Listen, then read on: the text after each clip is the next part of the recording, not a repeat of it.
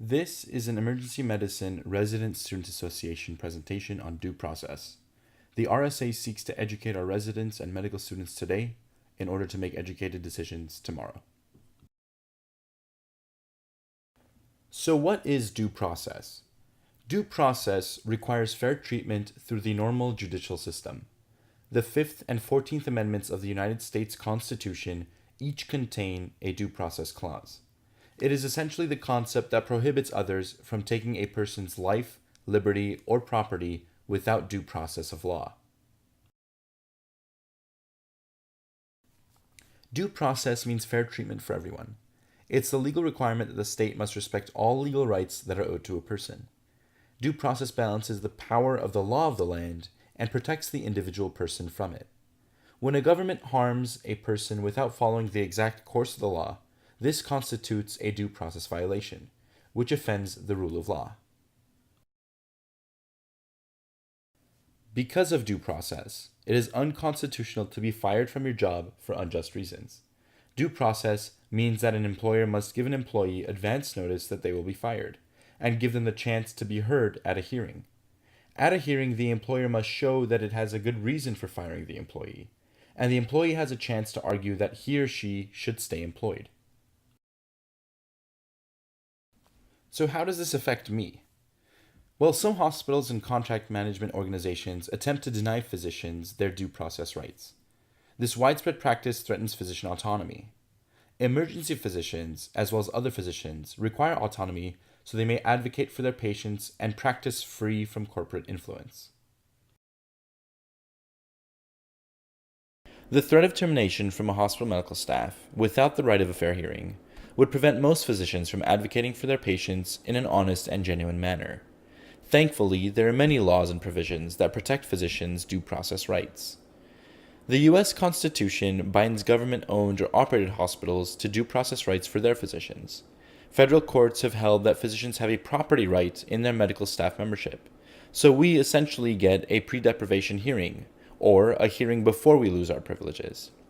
The source of due process rights in private foundation-owned hospitals is the Healthcare Quality Improvement Act of 1986, Joint Commission, virtually every set of medical staff bylaws in the U.S., the AMA, AAEM, and ACEP ethical guidelines and policies. Unfortunately, it is not illegal for physicians to agree to waive their due process rights in their contract. Such waivers are almost always upheld by courts. So is this a real problem?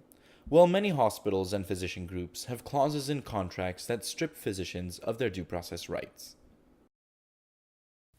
Wanda Cruz is one such example of how this is a real problem. In Florida, Dr. Cruz, an EM physician, arrived for her shift to find an ED waiting room overflowing with patients with wait times extending into several hours.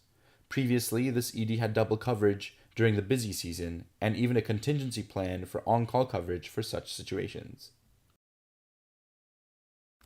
However, the contract for this ED had recently been taken over by one of the well-known national corporate medical groups.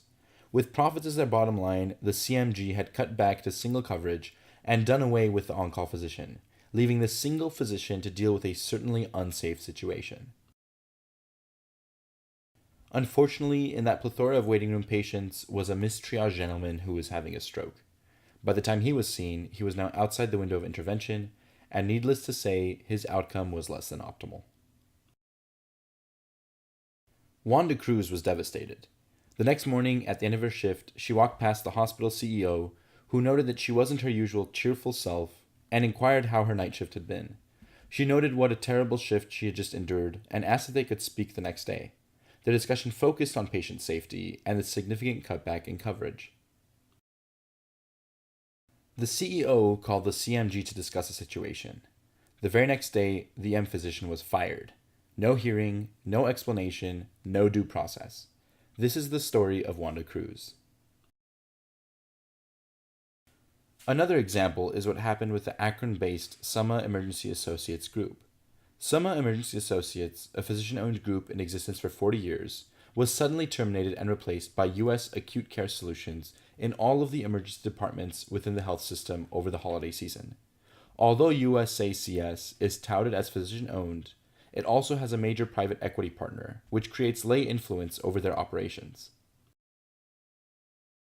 As an organization composed of emergency medicine trainees, it is most distressing the effect of this sudden change on the emergency medicine residency program.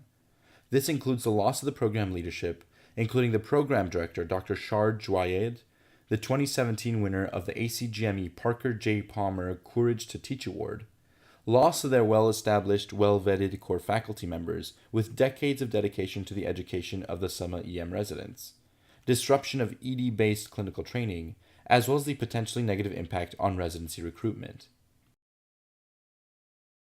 So why does this matter? Emergency physicians, as well as other physicians, require autonomy so they may advocate for their patients and practice free from corporate influence.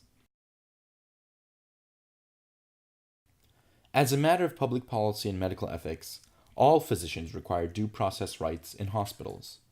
Physicians have a duty to advocate for their patients, even when such advocacy requires opposition to hospital interests. Due process rights protect physician autonomy. They serve as a mechanism to protect patients and assure physicians that they will not lose their practice rights for unfair reasons. Physicians denied a fair hearing, or those physicians who disagree with the outcome of a fair hearing, should have a right of appeal and further redress through the courts. Furthermore, provisions in a contract denying due process rights to physicians contradict multiple laws and provisions that protect the welfare of patients.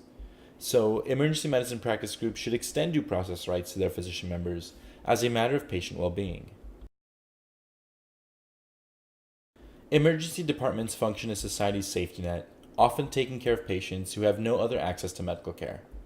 AAEM's current advocacy efforts on Capitol Hill and at the Centers for Medicare and Medicaid Services are focused on getting statutory and/or regulatory relief, requiring all hospitals to guarantee due process rights for all physicians.